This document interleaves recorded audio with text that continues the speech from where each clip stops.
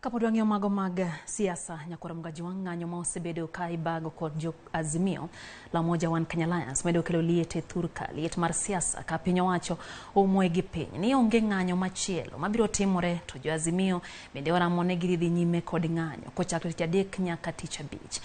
Penjo koro en ni to en ng'a mabiro go bade piny mondo liet mar siasa okue e pacho ka. George Bati miwaler. Kata obedo ni kidieny mar 37 mar pend chik mathurka oyango malong'o ratich oganda ewi kaka ginyalo chwalo ng'ur margi koting'o bago ng'anyo mamuol. Amen mar wach e kind josiasa koro muoch e kind jotelo e wach ng'anyo ka jatend piny William Ruto oramo ni onge ng'anyo machielo madhi timore pacho ka. To jo Azimio to koni Ruto okeo firi ma ikwayo rusa ewi ratiro ma katiba omiyo jopiny. Mimi nataka niwaambie maandamano haiwezi tena kufanyika katika hii taifa letu la Kenya. Hiyo wanasema Wednesday, hiyo wanasema sijui lini. Hiyo maandamano haiwezekani. Haiwezekani. By Kenyans demonstrating, they are simply exercising their constitutional right. And this they will do next week on Wednesday, on Thursday, on Friday, and even beyond. Jopinyo kudwa rusa kuom Ruto. Teko mar tamo ji ni Ruto wacho ogokore. Ogai mar Azimio Raila Odinga kokalo andika to oramo ni gibiro dhi nyime kod ng'anyo kaka ne gisechano kendo ni ok gibi wang'ich kaluwore kod buok ma piny owacho buogigo.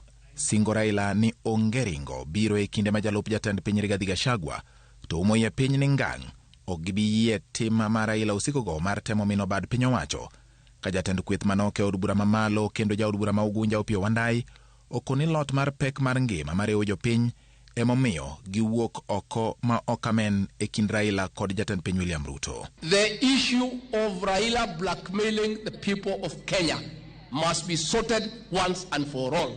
And this blackmail, this is the last time he is attempting. It will not work. We will not allow him. The current dispute in the country is not between Ruto and Raila. It is between Ruto and the people of Kenya who have felt cheated. E kinde ma jatend piny William Ruto okone oikore rakore kod joma chano bago ng'anyo, jaod bura manyando Jared Okelo onyiso jatend piny oikre ne duoko penjo poni gimoro amora otimo Raila Odinga kata bed mana ni athung'a emogoe. Hiyo barabara umeenda, mimi nataka nikuhakikishie, mimi niko na wewe macho kwa macho, tutakutana. Anything that will happen to Raila, up to and including but not limited to catching cold, attacked by flu, we will have to take the blame at the square doorstep of William Samoei Ruto. Raila Odinga to lieko ni sirikal osichugo kweth moro mar obila ma ok ni kod paro maber gi jo Kenya madhi e ng'anyo.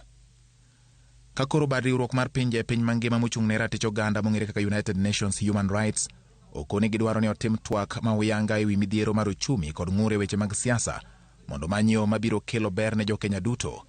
Jalup jatend piny Rigathi Gachagua wuok tung' mosuo gi dwaro mora mora matemo lombogi mondo gigwel Raila itwak. We shall not give in to blackmail and let the advisors ambayo wanazunguka sisi kujaribu kutuambia ati tuongee na yeye ati apoeshwe.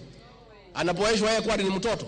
E kindeno jatend Wiper Kalonzo Musyoka onyiso Ogai mar obila Jafeth Koome ni oikre ne ting'o remb jo Kenya ma biro tho e lwet obila e kinde mag ng'anyo. Mwenye mamlaka ikiwa ni juu ya timu ya polisi ambao wanaua wananchi kwa kupiga risasi kama swara, yule ambaye ametoa hiyo amri ndiye atakuwa held responsible and of course individual responsibility as well. Kakoro weche mag ng'anyo medo nyiso pogruok e kind josiasa ma pachoka kendo riwruok mar pinje e piny mangima bende koro segolo duondgi ka gidwaro ni jotelo omany winjruok e kindgi. Penjo ma jopiny rito duoko mare en ni to en kweth mane mabiro rie badgi kendo yawo dhod lalruok mar manyo kwe mosiko e kind josiasa ma pachoka.